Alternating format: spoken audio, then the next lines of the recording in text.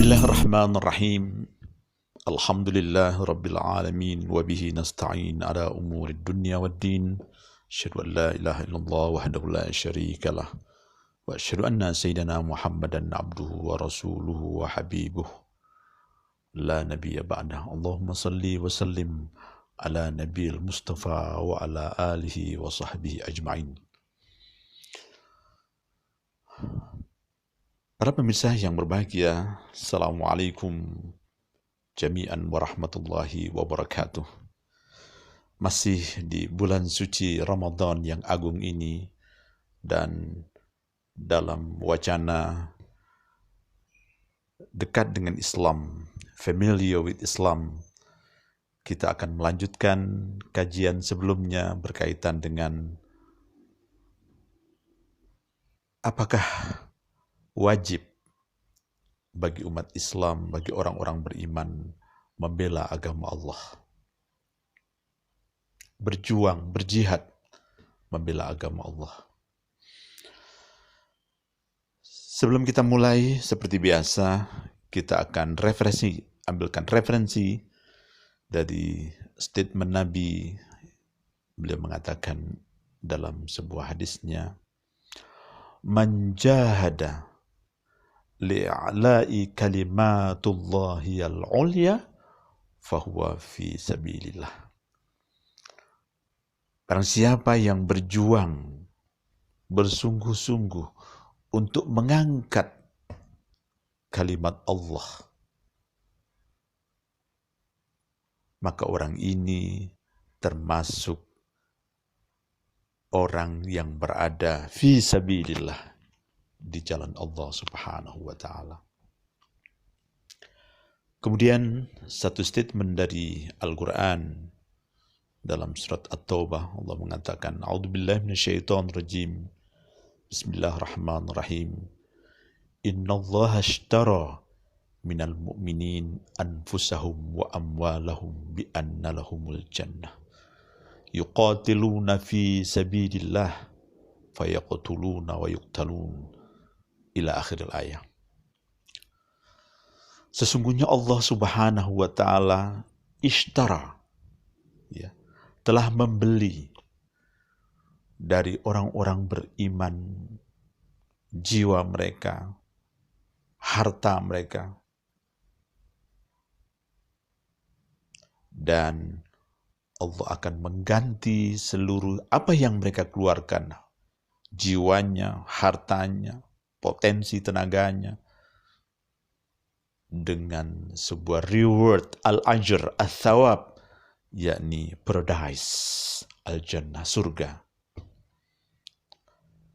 Ini kira-kira terjemahan secara bebas, maksud terjemahan dari surat At-Taubah ini.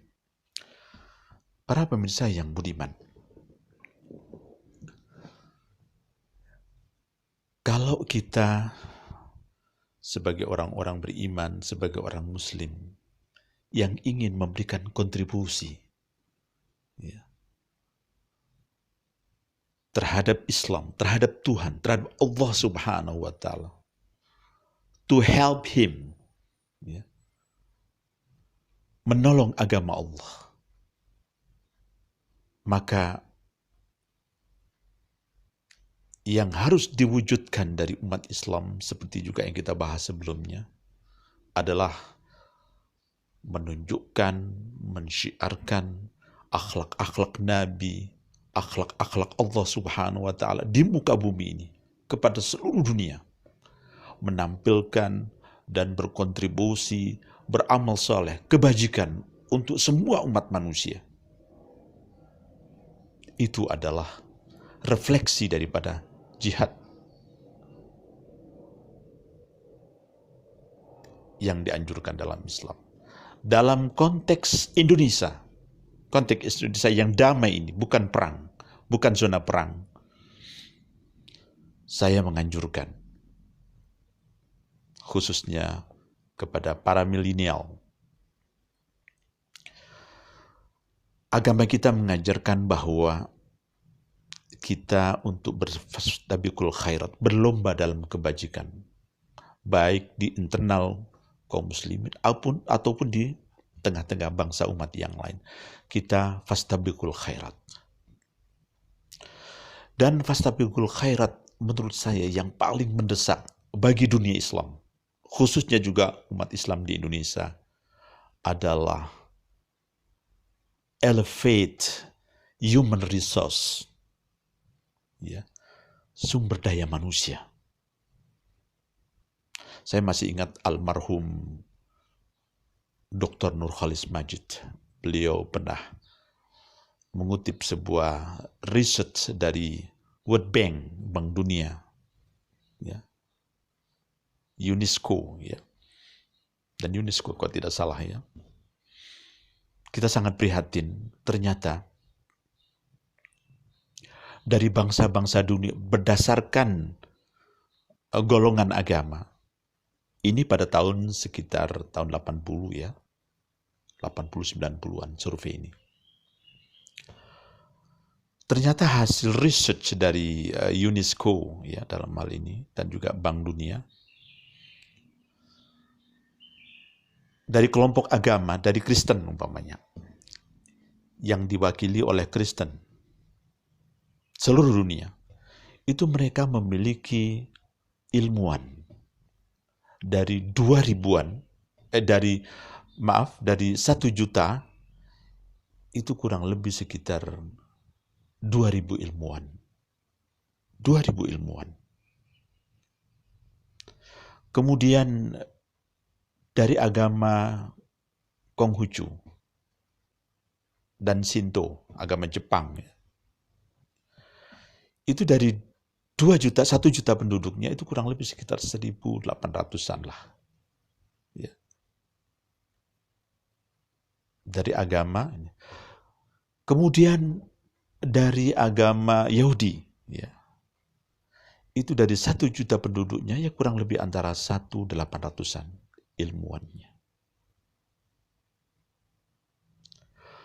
Kemudian bagaimana dari umat Islam yang mewakili agama Islam? Ternyata sangat sedih. Dari 1 juta penduduknya itu tidak lebih dari 500. Ya. Jadi jauh dari bangsa-bangsa yang lain.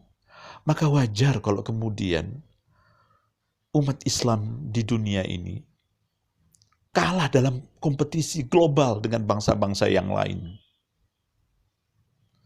Kita paling tidak berharap setara lah. Ilmuwan kita setara dengan bangsa-bangsa yang lain.